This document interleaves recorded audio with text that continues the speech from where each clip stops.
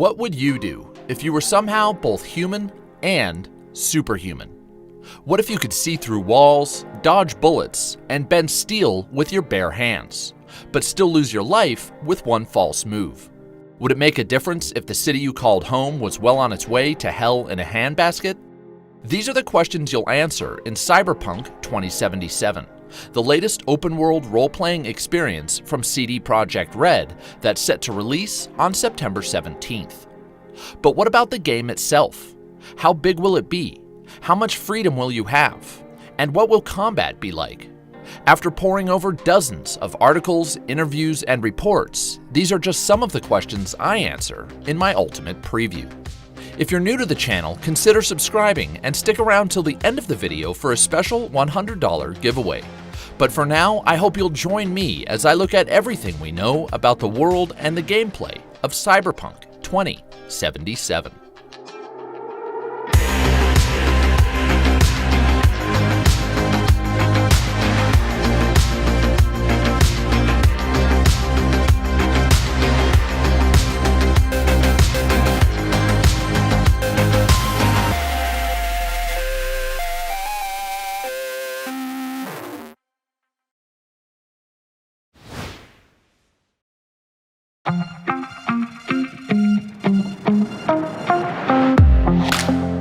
In Cyberpunk 2077, you'll explore Night City, a fictional California metropolis where gangs run the streets, megacorporations pull the strings, and where cybernetic body modification has become the norm.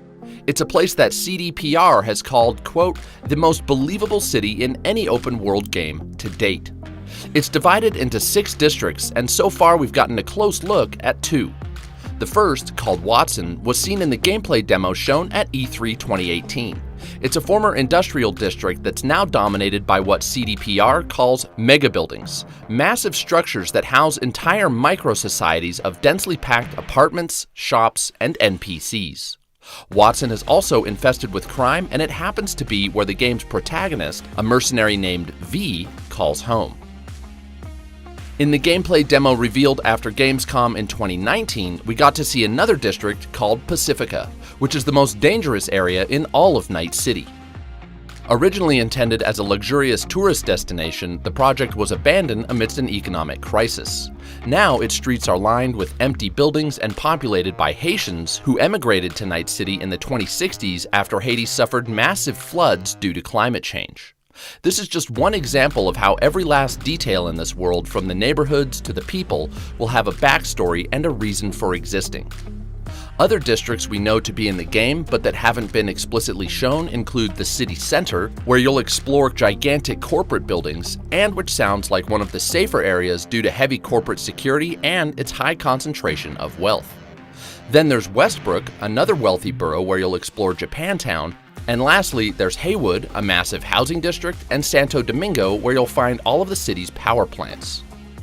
Not only is each district designed to look unique, but they actually respond differently to your actions. For example, what if you commit a crime? Speaking to US Gamer at Gamescom 2019, Cyberpunk 2077 producer Richard Borzymowski explained how the repercussions will vary depending on your location. Quote, in Pacifica, one of the poorer areas, you could probably shoot someone, and if nobody would see, then nobody would care. If you would do that in the city center, you would probably get some law enforcement because those areas are way more patrolled, end quote. Your ability to commit crime also speaks to the amount of freedom you'll have in this world.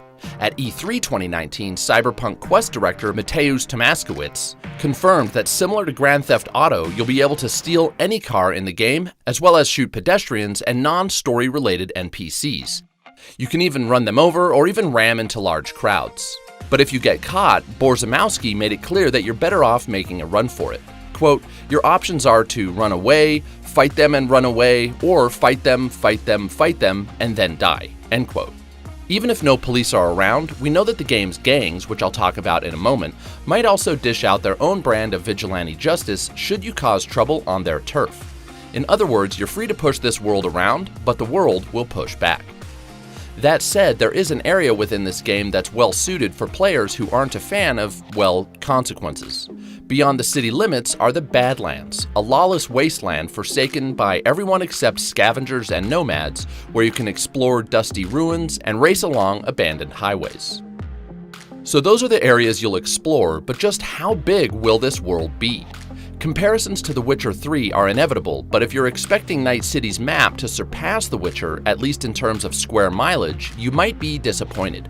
Borzymowski said of the map, quote, "If you look at pure surface, right, square meters on the surface or square kilometers, then Cyberpunk might even be a little smaller than The Witcher," end quote. But that doesn't mean it'll feature less content. First off, Cyberpunk is way more densely populated than The Witcher, so it seems reasonable to expect more quests packed closer together. Plus, the city is way more vertical. While you won't be able to enter every building in the game, CDPR did say in a response to a question on their official Facebook page that, quote, "Night City has lots of buildings and these buildings have floors. In a tall building, and we will have many of them explorable, each floor can house a lot of activities," end quote. And that's not to mention that the map has also been confirmed to feature multiple underground environments, giving the world even more depth. However big the map ends up being, the game will feature no loading screens and there will be a fast travel option. Even so, the preferred method of travel will likely be your wheels. The game will feature both cars and motorcycles, and we know that at least the cars will come in a range of different classes. You'll have utilitarian vehicles that are designed to get stuff done, luxury vehicles that are built for comfort and style, and armored vehicles that are good for vehicular combat. Unlike the rest of the game, driving gives you the option to switch between first person and third person. But what I think is perhaps the coolest feature of the cars in Cyberpunk 2077 is that they'll each have an AI that enables you to call any vehicle from anywhere right to your location. In that sense, cars in Cyberpunk are similar to Roach from The Witcher, but with more, wait for it, horsepower. Unlike Roach, your car will have a radio with multiple stations that you can switch between. And one last thing about vehicles is that there will be flying cars in Night City, but don't expect to fly around on your own. The devs have said you'll only be an occasional passenger in these vehicles during specific story beats. Regardless of how you get around, CDPR have said that all areas on the map will be available to explore from the very beginning of the game. That said, you'll likely want to avoid certain areas until you've progressed through the story and leveled up to match the enemies you'll encounter. I also want to mention that we haven't actually seen the map of Night City unless you count this subway map. Surely the map you use to mark quests and find your way around will look a lot different. One thing we have gotten a glimpse of is the day-night cycle, and it will impact gameplay. For example, certain quests will require for you to show up at a specific time, and some missions, like those that require stealth, might be easier to pull off at night. You'll also experience a fully dynamic weather system featuring the official weather of the future, acid rain. However, I have not been able to find out how or even if acid rain will affect gameplay. But weather and time of day are just tiny aspects of what give Night City its texture and depth. It's the people that make it feel like a living, breathing metropolis. For starters, the crowd and community systems have been enhanced from those used in The Witcher 3. You'll see dozens of NPCs on your screen at any given time, and they'll all be going about their day in realistic ways. And then there's the spiderweb of factions you'll encounter throughout the world. Let's start by looking at the 3 gangs we've seen thus far. First are the Maelstromers, known for taking body modification to the extreme. As we'll get to later, body mods in Cyberpunk 2077 are called cyberware, and if you're wondering just how much cyberware the human body can handle before breaking down, well, take a look. And FYI, when it comes time to install your own cyberware, CDPR have said you won't be able to take things quite as far as these guys. Next are the Voodoo Boys, who lay claim to Pacifica and happen to be the best hackers in all of Night City. Lastly are the Animals, who are at odds with the Voodoo Boys and who go to great lengths to enhance their physical strength through juicing, working out, and installing cyberware. If you find yourself in a scuffle with the Animals, you better have some big guns or be a damn good melee fighter. They're also skilled in business, which helps them profit from the drug trade and illegal prize fights. But gangs aren't the only factions in Night City. There are also the far more powerful corporations. Here in the 2018 gameplay demo, V dealt directly with Militech, a massive weapons manufacturer and private military contractor. We also know that a corrupt and incredibly powerful financial firm called Arasaka will play a role in the game, as will a private space travel company called Orbital Air. Another organization that might affect gameplay in a particularly unique way is a medical insurance company called Trauma Team International. In an interview with WCCF Tech, then UI coordinator on Cyberpunk 2077 Alvin Liu described Trauma Team International as a sort of ambulance that will, quote, come in and help save you as long as you have their coverage plan. You're then taken off to a medical facility, end quote. So will you have to buy insurance in Cyberpunk if you want to avoid being left for dead? That would be interesting. The final faction of Night City I want to cover is Netwatch, which exists to police the world's AIs and hackers, which by the way are also known as Netrunners. In this scene here, you have the opportunity to either side with Netwatch or hack into their systems yourself. You decide on the latter and it doesn't go so well. This is a good time to mention that while you'll be able to form alliances with certain gangs and organizations during specific missions, you won't be able to ever permanently join any gang, faction, or corporation. Getting back to Netwatch, one of their goals is to protect people from one of the more mysterious areas within Cyberpunk called cyberspace. Cyberspace is a virtual expanse that you can visit, if you dare, by tapping in through a neural interface. According to CDPR, it's not only filled with malicious AIs, but nobody knows what happens there because nobody has ever come back alive, Netrunner or otherwise. That said, you'll likely be the first because V will go there as part of the game's story. And speaking of story, we don't know much, but there is one character who we know will be with you throughout the entire story, and that's Johnny Silverhand, played by none other than Keanu Reeves. Silverhand is an anti-corporate rock star who died many years prior and now exists in V's mind as a, quote, digital ghost, thanks to a chip that's been installed in your head. As for how Silverhand factors into gameplay, Tomaskowitz said in an interview at E3 2019 that you'll, quote, interact with him throughout the majority of the game and a lot of the plot revolves around him. He has a complicated relationship with V and you can form this relationship in different ways based on how you play throughout the game, end quote. So it sounds like you'll be interacting with Silverhand's character quite a bit. But what about your character? Who will you be? Well, that's entirely up to you.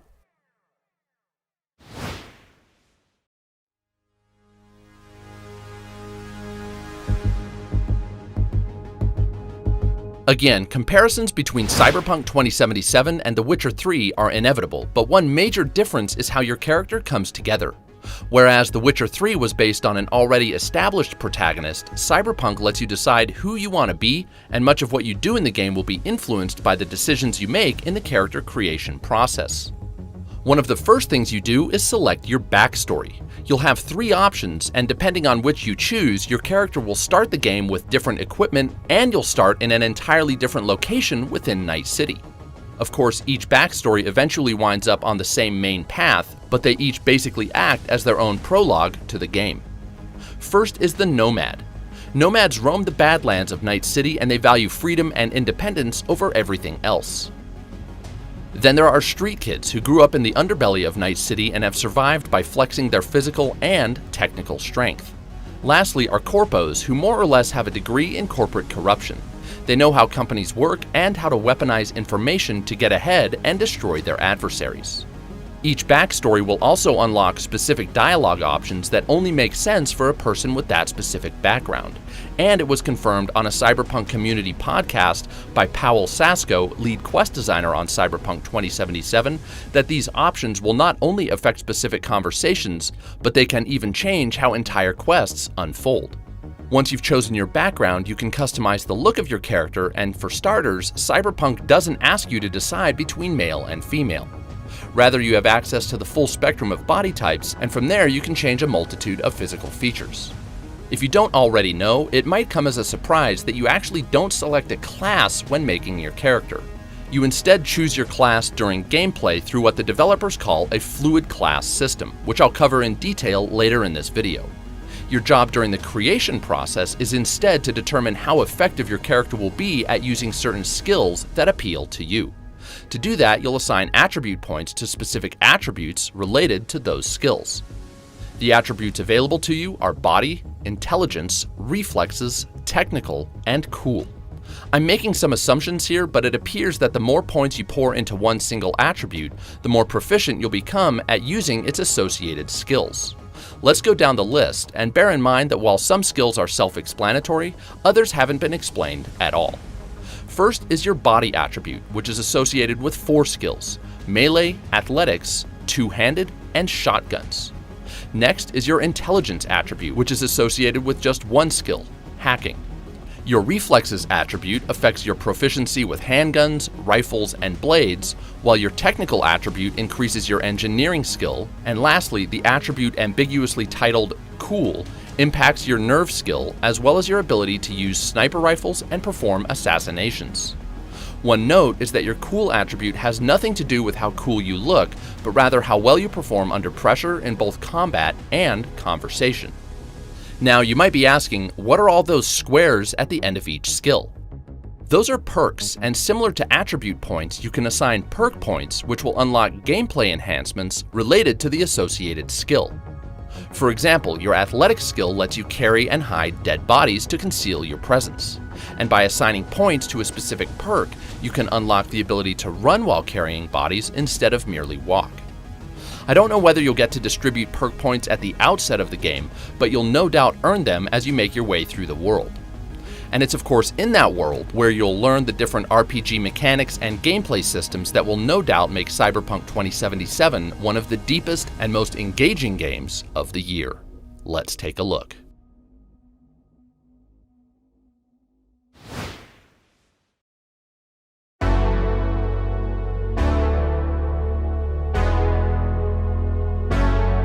When Cyberpunk 2077 was first revealed, many gamers asked, would it be more of a first-person shooter than a true RPG?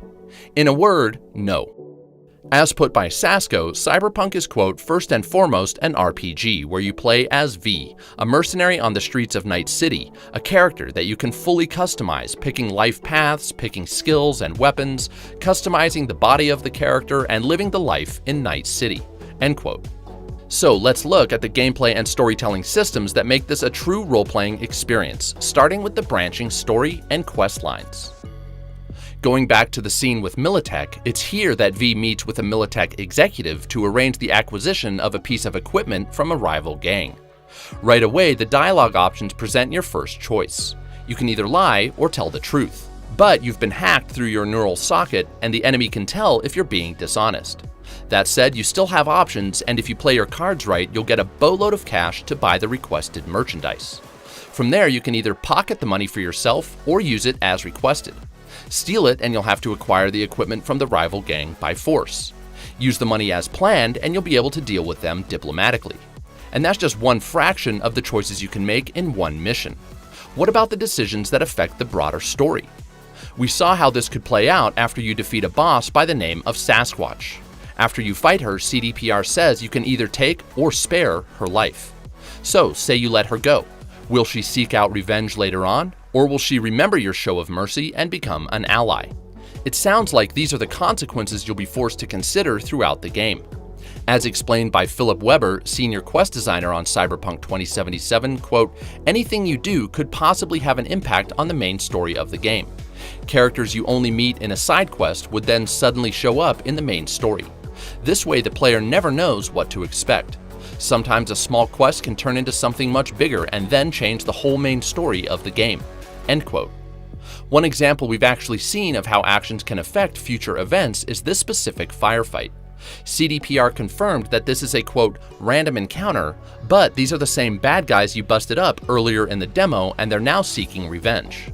The implication being that while there's no telling when an ambush like this might occur, it wouldn't have happened had you not taken on the prior mission. What makes all these branching paths even more impressive is that from the sound of it, Cyberpunk's missions will feature no dead ends. That is to say, you'll never get game over because you decided to do things your own way. Going back to the Sasquatch example, say you spare the life of a marked target during an assassination quest. The story will change, but you won't be asked to replay the mission. And speaking of missions, where will you find them? Well, that's where fixers come in. Fixers are the quest givers in Night City, and when you meet one, such as Dexter Deshawn, who we're talking to here, you'll gain access to main quests, side quests, and a third type of quest called street stories. From what I can tell, each will appear on your map, with main quests and side quests typically providing longer experiences, and street stories providing smaller, bite-sized bits of gameplay, perhaps unrelated to the main quest line. We've no idea how many main or side quests the game will feature, but in an interview with On MSFT, the head of CDPR's Krakow studio, John Mames, said the game will have around 75 street stories and they'll serve as a way to explore the world and gain experience, of which Cyberpunk has two types. First is traditional XP, which you'll use to level up and presumably earn attribute points and perk points. The second form of experience is called Street Cred, which boosts your reputation in the world itself and unlocks new and better side missions, new cyberware upgrades, and new vendors throughout the world.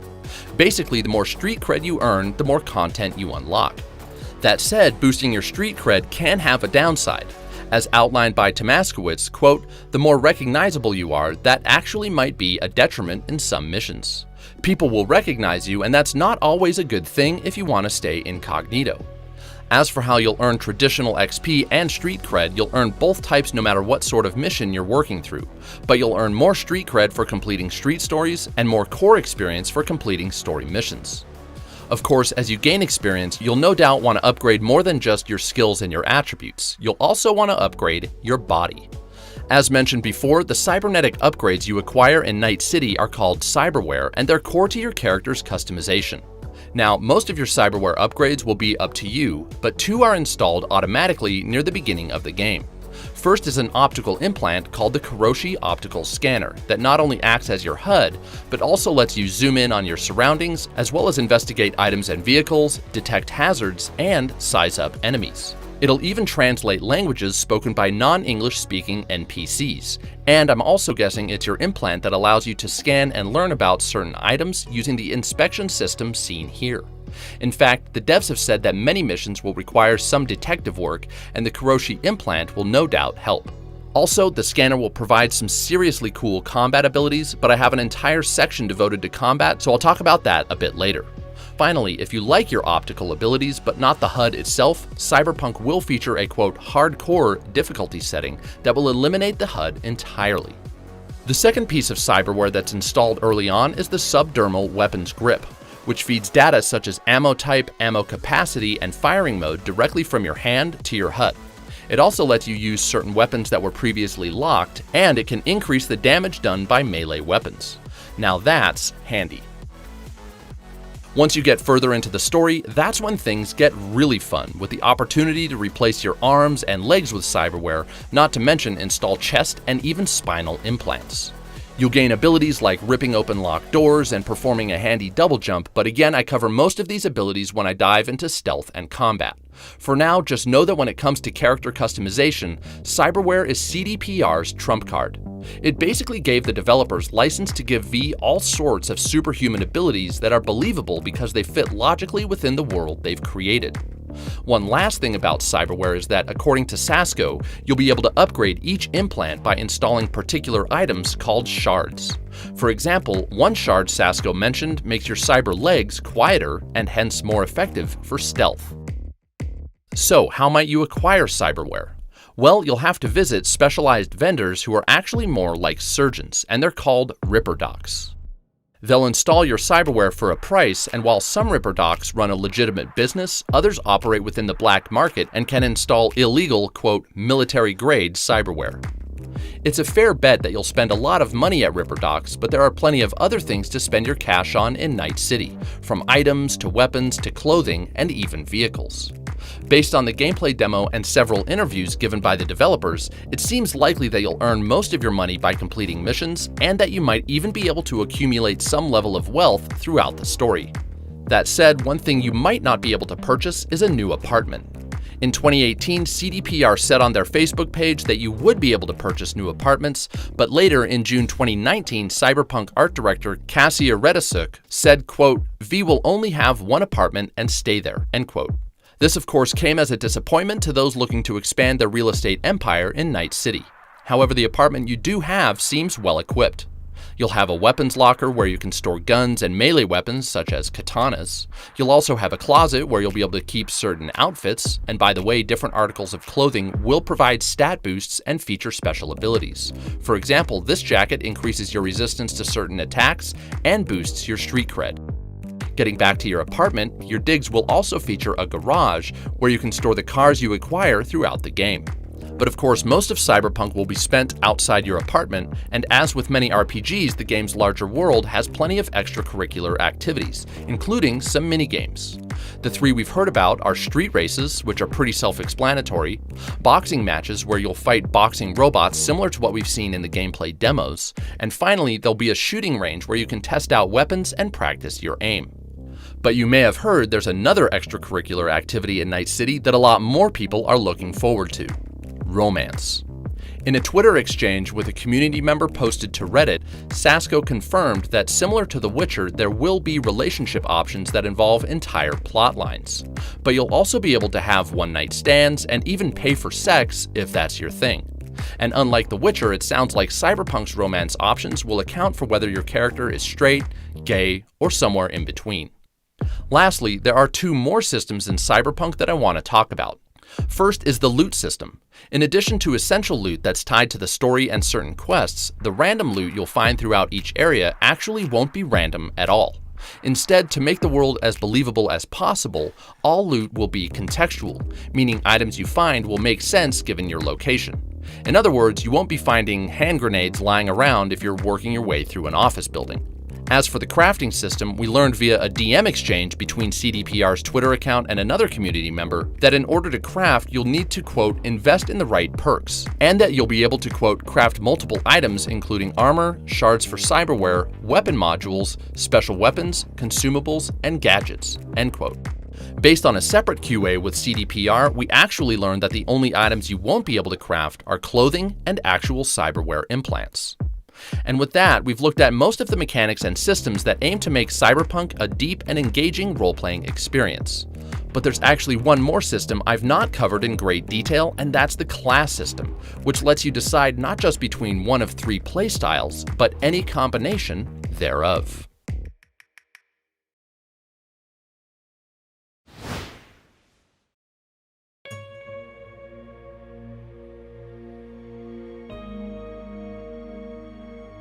I mentioned previously that Cyberpunk 2077 never requires you to select a specific character class. In place of a rigid class system that permanently pigeonholes you into one build, the game features what the developers call a fluid class system. It features three distinct playstyles, one focused on fighting, called a solo, another focused on hacking, called a netrunner, and another focused on engineering, called a techie.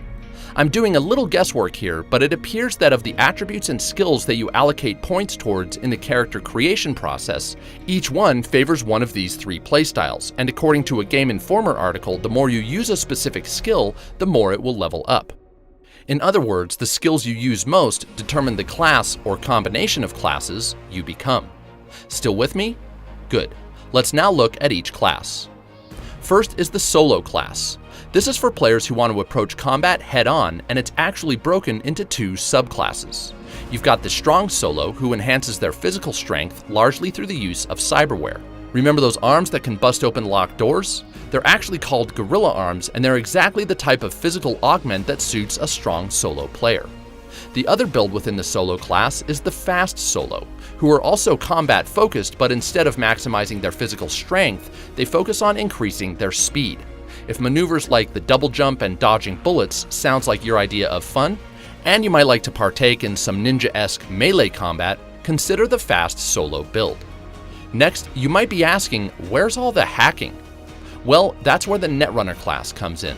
Netrunners lack the physical prowess of solos, but they make up for it with their aptitude for hacking not just environments, but also enemies. We'll get into exactly how that works in a bit, but just know that if you want to hack an enemy's cyberware to make them, say, blow their own brains out, well, that's just the beginning. Netrunners are also better suited for stealth, and they have access to what's called a nanowire, a red-hot cable that lets you access points from a distance and slice enemies in half. The last class you can work towards is the techie. Like netrunners, techies are more likely to use stealth, but rather than manipulating technology from the inside, they have an aptitude for re-engineering hardware from the outside. Say you need to physically rewire a circuit board to activate an elevator. That's the sort of thing techies can do.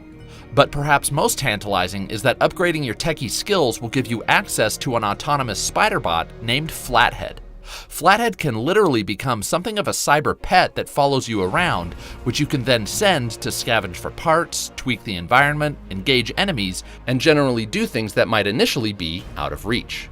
You can even upgrade Flathead to learn new abilities throughout the game. So those are the three classes, but again, you're never pigeonholed into just one. While you're free to pour all of your ability and perk points into one playstyle, you can also develop a hybrid combination of any of the three. As Tomaskowitz put it in Game Informer, quote, "You don't have to specialize in one skill. You can be a hacker and also use the katana, or you can use heavy guns but also be a techie," end quote. Plus, it sounds like you'll be able to respec your character so you won't be stuck if you don't like the way your build is coming along. One final thing people have asked about regarding playstyles is a morality system. While there are many decisions to make in Cyberpunk and many ways the world reacts to those decisions, there is no system that keeps track of whether you're good or bad. In a Q&A on CDPR's official Tumblr account, Weber said that it wouldn't make sense for V to be entirely bad, and considering how tough Night City can be, it also wouldn't make sense to be a pacifist. Given the grim nature of this world, conflict is inevitable. Even die-hard netrunners won't be able to avoid combat altogether, so let's look at what it'll be like to fight in the year 2077.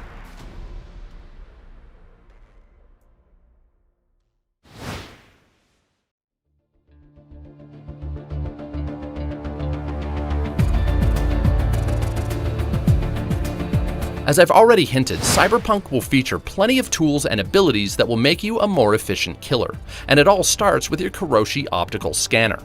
By sizing up enemies, vehicles, and other parts of your environment, you'll be able to obtain information that might give you the upper hand, such as enemy weak points and whether a vehicle has armor.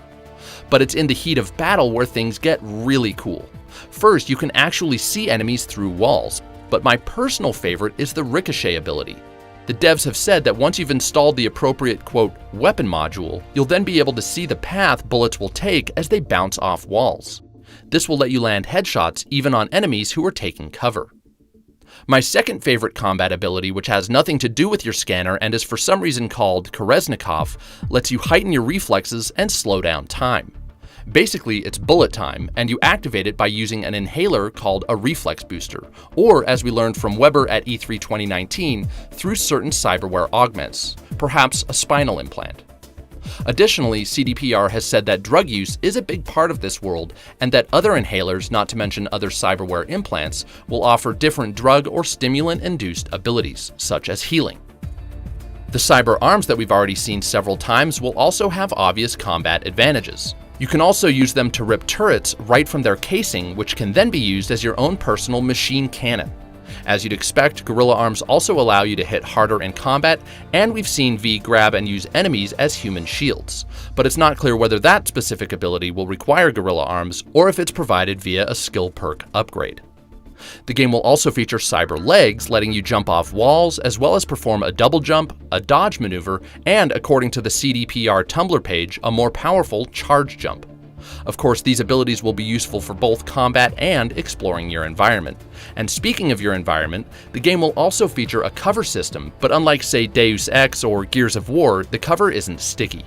You'll have to approach and duck behind walls and other obstructions manually. But when you are behind cover, aiming down sights will automatically direct your view over or around whatever object you're behind. Getting back to cyberware, one implant that's great for combat that I haven't yet mentioned are mantis blades. These are basically giant daggers installed on your forearms that you can pop out like switchblades, then use to dismember and decapitate opponents. It's important to mention about these abilities that it looks like your adversaries will be able to use at least some of them as well. For example, remember how the Kereznikov ability can slow down time? It's been confirmed that enemies will be able to use the same ability, which you'll perceive as them moving very quickly. Something else we haven't seen but that has been mentioned more than a few times by CDPR are katanas. As reported by VGR.com, a katana was used in the behind closed doors demo at E3 2018, and it apparently emitted a magnetic field that could be used to deflect bullets. Now that sounds awesome.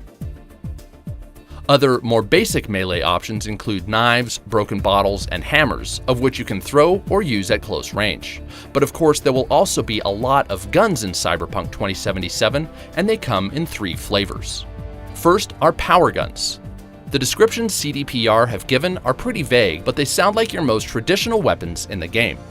One thing we do know is that power guns will have the ability to charge up before you fire. Next are tech guns, which can fire through walls. Remember how your optical scanner can see through walls? Yeah, that's not a bad combo. Tech weapons will also feature alternate firing modes. Some examples that CDPR have talked about include a gun that accelerates its rate of fire the longer you hold down the trigger, and a gun that fires superheated bullets that can melt through enemy cyberware. Oh, and while we're on the topic of guns that can pierce walls, it looks like environments in Night City will be at least partially destructible, making for even more dynamic firefights. Lastly are smart guns. One of CDPR's goals was to create combat that was challenging for experienced shooter fans, but also accessible to gamers who don't play many shooters at all. Enter smart guns, which will fire homing bullets. If you just want to hold down the trigger without aiming down sights, or well, aiming at all, these are the guns for you. One last gun we've heard described by CDPR is an 8-barreled shotgun that can fire all 8 shells at once, but we don't know if it's a power weapon or a tech weapon. As for acquiring these guns, you'll obviously be able to loot them off your cold, dead enemies, but Night City will also feature merchants called gunsmiths. And if you've got a gun you already like, but you just want to make it better, you'll be able to attach certain weapon modules like the aforementioned module that enables the ricochet ability, and you can purchase or craft attachments like silencers and scopes. And speaking of scopes, yes, sniper rifles will be in the game. But weapon customization goes beyond mere attachments. For example, according to Sasco, you'll be able to, quote, boost up the stats of your weapon of choice, and according to an official CDPR Twitter post, we learned that the more you use a specific weapon, the more efficient V's animations will become as she, for example, reloads or aims down sights. And finally, if all you want is to make your weapon look cooler, there will be custom paint jobs. So that mostly covers combat and weaponry in Cyberpunk 2077, but there is one final weapon that's definitely different from all the others. Remember the nanowire I mentioned earlier? Not only can it hack access points, but it's essentially a razor-sharp laser whip that you can also use to slice your opponents from head to toe. So yeah, don't think that netrunners can't also be lethal killing machines. And speaking of netrunners, that brings me to the last 2 elements of gameplay that I want to examine.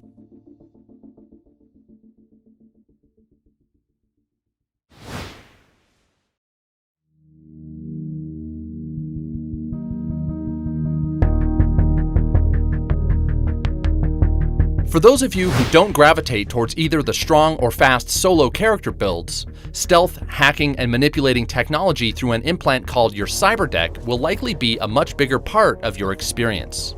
Using what are called quick hacks, experienced netrunners will be able to hack devices, systems, and other parts of the environment, and they'll even be able to hack enemies themselves. But to do so first requires that you plug into the network those devices and enemies are connected to. As CDPR puts it, quote, in the world of Cyberpunk, once you're jacked into a network, you have access to everything it connects to, end quote. Based on all the research I've done, here's my best summary for how hacking will work. First, you need to find an access point. Once you're plugged in, you then see the interface for the hacking minigame, during which you're given a set of codes that you need to select in order to achieve your main hacking objective. In this scene, your main objective is to gain basic access to the network, and to achieve it, you have to select codes 1C and BD. To the right are a series of secondary codes that unlock certain quick hacks, such as hacking the camera log, which Weber seemed to confirm will let you shut down cameras or access their viewpoints. The other code, labeled Officer Tracing, is more of a mystery. Perhaps it gives you the location of enemies on your minimap. Basically, it looks like the more proficient you are at entering these codes, the more control you gain over your environment. Other quick hacks we've seen include forcing a vending machine to distract some nearby enemy gangsters, causing a weight bench to kill a lifter by dropping a ton of weight on his neck, and here we see V hack a training bot, forcing it to punch with lethal force. You can even see a description of what will happen before you execute a quick hack. And as I've mentioned several times, you can also hack enemy cyberware, making them, for example, pull the pin on their own grenade or shoot themselves in the face. Now, it appears that wirelessly performing quick hacks might always require that you first access a network, but I wonder if using the nanowire removes the need to hack the network first by instead making a direct connection. In any case, the nanowire looks like a ton of fun. Now, say you do want to hack a network, but you can't find a traditional access point. It looks like, based on the E3 2018 demo, you might be able to connect to enemy networks directly through the enemies themselves. By jacking into this enemy's neural socket, V gains access to a gang's personnel network, unlocking a quick hack that lets her lock their weapons, preventing them from firing when ambushed. Also, be aware that V herself can get hacked. We saw that earlier when Militech compromised you with lie-detecting software, and here we see Sasquatch install a virus that glitches out your optical scanner. Finally, I want to talk about stealth, which is a huge part of gameplay in Cyberpunk 2077. One particularly cool way to stay hidden is with your mantis blades. They're not only great weapons, but they allow you to latch onto walls so you can stay above your enemy's line of sight and stay in the shadows. Even environments themselves will enable stealth by offering multiple ways through. For example, here, V could hack her way through the front door, but she instead uses her techie skills to rewire this maintenance panel, which grants her a much stealthier entrance. Even Flathead will be useful for stealthy players in ways that remind me of the Hitman games. For example, if you see a lamp or chandelier hanging from the ceiling, you'll be able to send Flathead up to loosen some screws, causing it to drop down, crushing the enemies below. When you take into account all the skill sets in Cyberpunk, from rewiring panels and using Flathead to do your bidding, to hacking enemies and devices from a distance, it's easy to see how Cyberpunk 2077 will let just about any player keep a low profile. Even solo players will have stealthy tactics, such as the athletic skill which lets you carry bodies and hide them in trash bins. In fact, CDPR have said that no matter what your build, any character class can complete Cyberpunk without killing a single enemy. To help with this, virtually every weapon has an option for taking out enemies using non-lethal force. Can you say pistol whip? Granted, going 100% non-lethal will make your playthrough much more difficult, but surely many ambitious players will want to give it a shot. As many gameplay options that will be available when Cyberpunk releases, there are a few options outside of gameplay that won't be there on day one.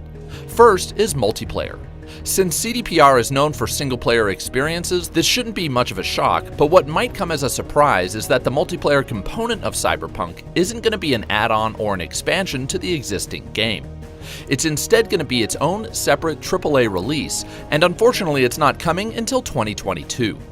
One thing we'll hopefully get before then are the game's planned single-player expansions, which CDPR recently confirmed will be at least equivalent in terms of size and scale to The Witcher 3's expansions, Hearts of Stone and Blood and Wine. In other words, you can expect anywhere between 25 to 50 hours of post-launch content. One last feature we'll have to wait for is modding. When asked about modding, Sasco said that it's not part of their current goals, but it is part of the post-launch roadmap. And finally, one feature that's not part of any roadmap for Cyberpunk, at least on the single-player front, are microtransactions. If CDPR is to be trusted, and it's my opinion that they definitely are, everything in this game will be earned via gameplay, and I think everyone will agree that's just how it should be. And that seems like a perfect place to wrap things up. It's been a pleasure and a challenge to wrangle all the information about this massive game into one preview. But if I missed anything, please let me know in the comments. As always, if you enjoyed this video, give me a